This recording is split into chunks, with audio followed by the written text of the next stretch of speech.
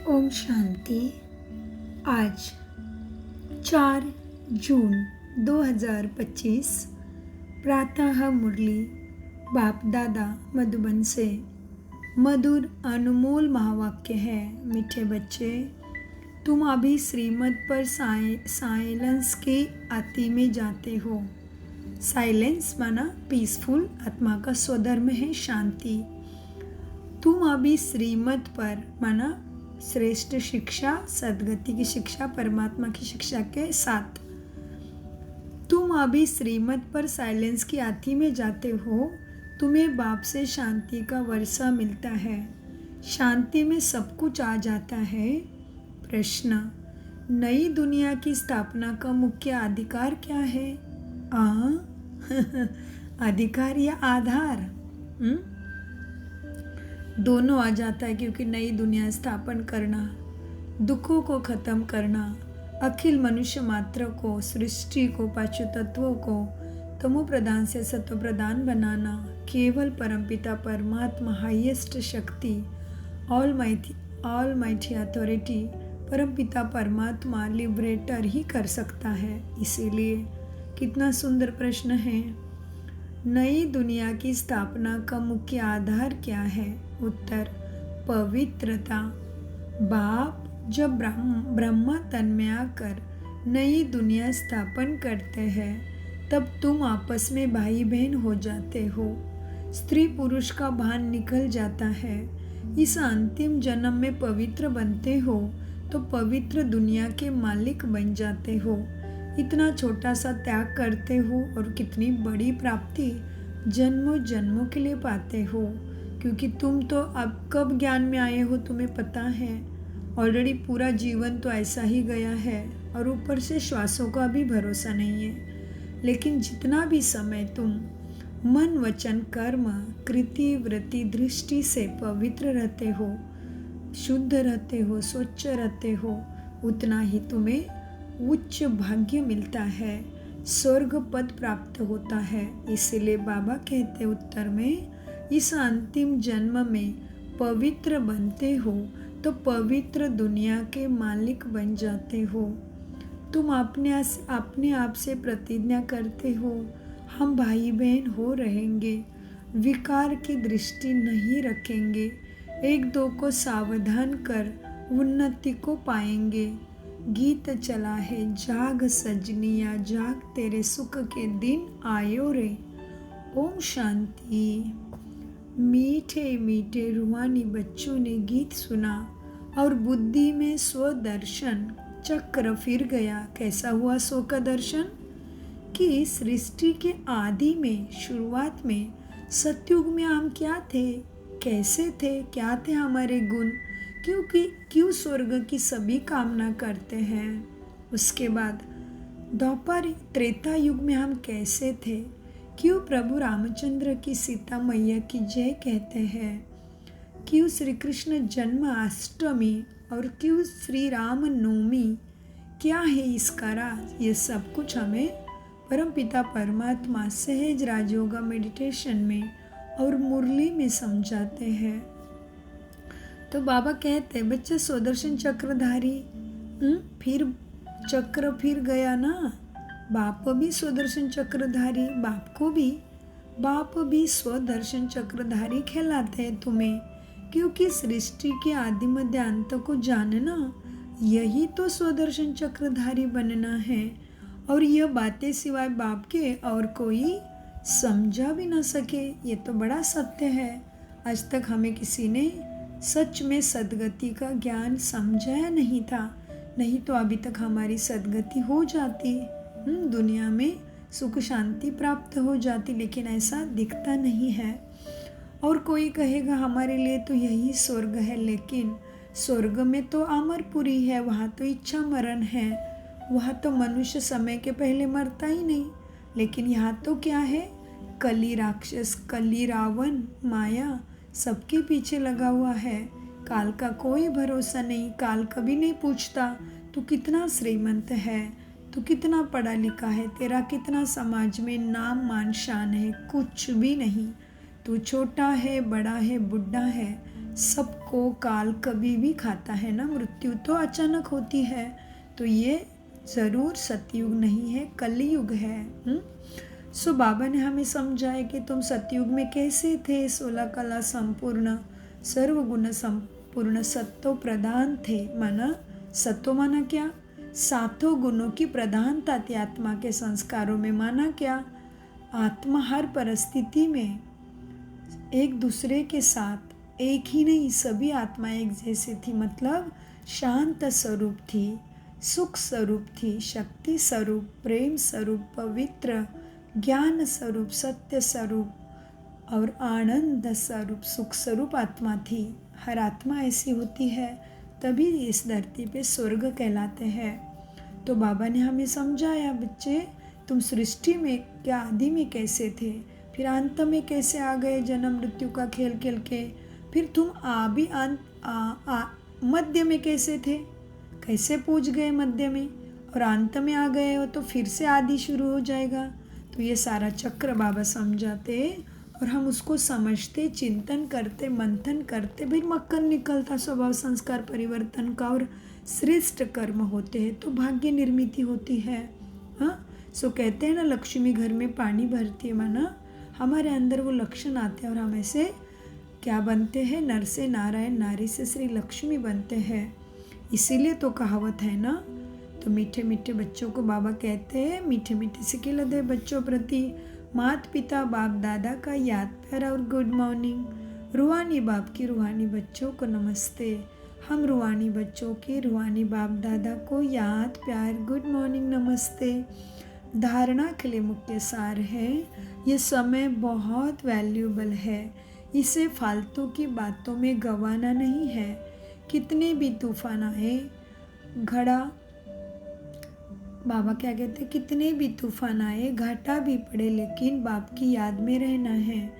तमो प्रधान से सतो प्रधान बनने का ही चिंतन सदा करना है और कोई चिंता न चले। हम सो हम की छोटी सी कहानी बहुत युक्ति से सबको समझानी है और समझनी है।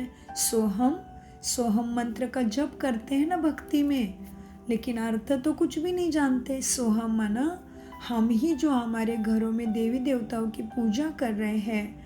हर घर में मंदिर है, एवं ग्राम देवता का मंदिर, कुलदेव का मंदिर, इष्ट देव का मंदिर, अष्ट देव का मंदिर, अनेक हमारे श्रद्धा स्थानों के मंदिर है।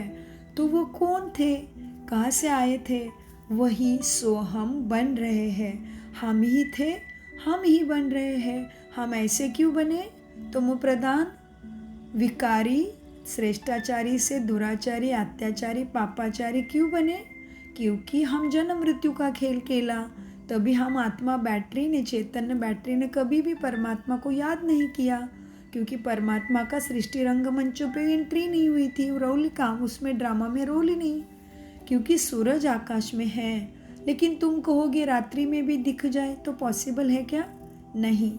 वैसे ही सृष्टि रंगमंच के ऊपर सभी आत्माओं की अपनी एक्ट चलती है, सभी का अपना पार्ट है। तो उस टाइम डायरेक्टर परमपिता परमात्मा परम धाम में रहते हैं और केवल सतयुग के अंत में, माना अभी कल्याणकारी पुरुषोत्तम संगम युग पर हमें पुरुषोत्तम बनाते हैं, जो इस कलयुग से सतयुग बनता है। दुख धाम से इस धरा सुखधाम बनती है। हम पतित से पावन बनते हैं, हम दुखी से सुखी बनते हैं। और इसलिए हम उसको गाते हैं, पतित पावन सीताराम, ईश्वर आलो तेरो नाम, सबको सन्मति दे भगवान, है ना। सो इसका अर्थ भी हमें संपूर्ण रीति राजयोगा मेडिटेशन और मुरली में ही समझ में आता है, जो परमपिता परमात्मा के द्वारा चलाई जा रही है रोज। और फिर बाबा ने समझाया वरदान में, बच्चे मगन अवस्था के अनुभव द्वारा माया को अपना भक्त बनाने वाले माया जीत भव। वरदान का विस्तार कितना सुंदर वरदान है। देखो किस में मगन होना है, खत्म होने वाली बातों में, खत्म होने वाले शरीर में, हाँ क्या खत्म होने वाले सगे किस में हमें मगन होना पड़ेगा? जो अविनाशी है, जो अजर अमर अविनाशी है, जिसका जो कर्म हम करते हैं उसका असर मुझ आत्मा के साथ जन्मों जन्म चलने वाला है। उस चीज़ में मगन होना है जो चीज़ विनाशी है। आंखों से दिखने वाला शरीर भी एक दिन खत्म होने वाला है ना, तो शरीर के साथ आंखों से दिखने वाली इस दुनिया की सारी चीज़ें परिवर्तनशील है, सारी खत्म होने वाली है। सो इसीलिए वरदान का अर्थ को समझिए। सो वरदान है मगन अवस्था के अनुभव द्वारा माया को अपना भक्त बनाने वाले मायाजीत भव। वरदान का विस्तार है मगन अवस्था का अनुभव करने के लिए अपने अनेक टाइटल व स्वरूप, अनेक गुणों के श्रृंगार, अनेक प्रकार के खुशी के रूहानी नशे के, रचता और रचना के विस्तार की पॉइंट्स, प्राप्तियों की पॉइंट्स स्मृति में रखो। जो आपकी पसंदी हो उस पर मनन करो तो मग्न अवस्था आत्मा में, आत्मा राजा में सहज अनुभव होगी। क्योंकि तुम क्या हो? आत्मा राजा हो जो भ्रुकुटी की कुटिया में बैठी है। और हमारे कर्मचारी कौन है? राजा है तो दरबार है ना पूरा, तो हमारे नौकर चाकर साहूकार भी होंगे हमारे दरबार में। तो मुख्य मन बुद्धि संस्कार कर्मचारी है, मंत्री संतरी मानो उसको। और बाहर के जो स्थूल कर्मचारी है, देखने की शक्ति, बोलने की शक्ति, स्पर्श शक्ति, समझने की शक्ति, कर्म करने की शक्ति जो है वो हमारे बाहर के कर्मचारी है। तो इस तरह से आत्मा को 8 कर्मचारी मिले हैं। इसलिए बाबा कहते हैं, क्या कहते हैं बाबा वरदान के विस्तार में? बच्चे तुम्हें कौन सा पॉइंट पसंद है मुरली का, सत्य ज्ञान अमृत में से, उसके ऊपर चिंतन करो। क्या चिंतन करना है? कि अनेक टाइटल व स्वरूप तुम्हें मिले हैं, अनेक गुणों के श्रृंगार, अनेक प्रकार के खुशी की, रूहानी नशे की, रचता और रचना के विस्तार की पॉइंट, प्राप्तियाँ कितनी होती है तुम्हें, क्या मिलता है इस ज्ञान से। अभी जैसे दुनियाई ज्ञान पढ़ते हैं तो एक जन्म के लिए जॉब मिलेगा, शरीर छूट गया, जॉब इधर ही रहा। लेकिन ये तो पढ़ाई ऐसी है, ब्रह्म कुमारी ईश्वरी विश्वविद्यालय स्वयं ईश्वर चला रहा है। ये कैसे गॉडली यूनिवर्सिटी है? इसमें हम जब सदगति का ज्ञान एक बार पढ़ते हैं तो जन्मों जन्मों के सुखी हम, हमारा परिवार, हमारा पूरा कुल, इसलिए तो कुल देवी इष्ट देवी की पूजा होती है ना, कुल, फिर हमारा गांव, हमारा देश, हमारा विश्व का कल्याण होता है। हमारे साथ साथ सबका भला गाते हैं ना, तेरे बहाने सबका भला। तो इसलिए बाबा कहते बच्चे तुम्हें जो पॉइंट्स पसंद है उसके स्मृति में रखो, उसको स्मृति में रखो। तो आपकी पसंदी हो उस पर मनन करो तो मगन अवस्था आत्मा में सहज अनुभव होगी। फिर कभी भी माया, रावण की या कमजोरी, विकार, काम, क्रोध, लोभ, मोह, अहंकार के परवशों के पाप कर्म या विकर्म नहीं होंगे। फिर कभी परवश नहीं होंगे। माया सदा के लिए तुम्हें नमस्कार करेगी। संगम युग का पहला भक्त माया बन जाएगी। जब आप मायाजीत मास्टर बने, भगवान बनेंगे, तब माया भक्त बनेगी। तो मास्टर भगवान हमें बनना है, माना बाबा जैसे गुणों का सागर, ज्ञान का सागर, शक्तियों का सागर। और माया किसको कहा जाता है? जो हमारे मन को तमो प्रधानता में लेके जा रही है, हमें दुराचारी, पापाचारी, अत्याचारी, बलात्कारी बना रही है, वो हमारे संस्कार, वृत्ति को माया कहते हैं। इसलिए मनुष्य भी कहते हैं ना, ये संसार तो माया जाल है। जाल माना हमें फंसाने वाली चीज़। तो ये समझना है हर शब्द के अर्थ को। स्लोगन, आपका उच्चारण और आचरण ब्रह्मा बाप के समान हो तब कहेंगे सच्चे ब्राह्मण। हाँ, कितना सुंदर है स्लोगन। कौन है सच्चे ब्राह्मण? सोचिए, तपस्या मास चल रहा है, जून मास, तपस्या मास, मम्मा मास। हाँ, तो क्या कहते हैं बाबा स्लोगन में? आपका उच्चारण और आचरण, ना कितनी श्रेष्ठ धारणा हो गई। देखो ये, आपका उच्चारण और आचरण ब्रह्मा बाप के समान हो तब कहेंगे सच्चे ब्राह्मण। अव्यक्त इशारे, आत्मिक स्थिति में रहने का अभ्यास करो, अंतर्मुखी बनो। याद में निरंतर रहने का सहज साधन है। प्रवृत्ति में रहते परवृत्ति में रहना। परवृत्ति अर्थात आत्मिक रूप। ऐसे आत्मिक रूप में रहने वाला सदा न्यारा और बाप का प्यारा होगा। कुछ भी करेगा लेकिन ऐसे महसूस होगा जैसे काम नहीं किया लेकिन खेल किया है। यह कुछ भी माना कार्य करेगा, बहुत कष्ट करेगा, फिर भी क्या लगेगा कि हमने खेल किया है, थकान नहीं भरेगी। आज हम देखते हैं, हम काम से आते हैं तो कैसा माइंड भी और शरीर भी थक जाता है ना, वो नहीं होगा। कब? जब अंतर्मुखी बनोगे, मन आत्मिक स्थिति में स्थित। तो फिर से हम देखते हैं अव्यक्त इशारे, आत्मिक स्थिति में रहने का अभ्यास करो, अंतर्मुखी बनो। याद में निरंतर रहने का सहज साधन है। प्रवृत्ति में रहते माना सबके साथ, संसार में घर जिम्मेदारियों में रहते। परवृत्ति में रहना, सबके साथ। परवृत्ति माना सबके साथ, पर के स्वभाव के साथ, दूसरे के स्वभाव के साथ मिलन की रास करना, संस्कार मिलन की रास करना। कोई कैसा भी है, लेकिन मुझे परमात्मा कैसे सिखा रहे, कैसे बना रहे, उसने मुझे किस पद के लिए चुना है। तो श्रीमत अनुसार स्वभाव संस्कार आत्मा के स्वधर्म में स्थित होना। तो इसीलिए बाबा कहते हैं हमें, हमारा निवृत्ति मार्ग है क्या?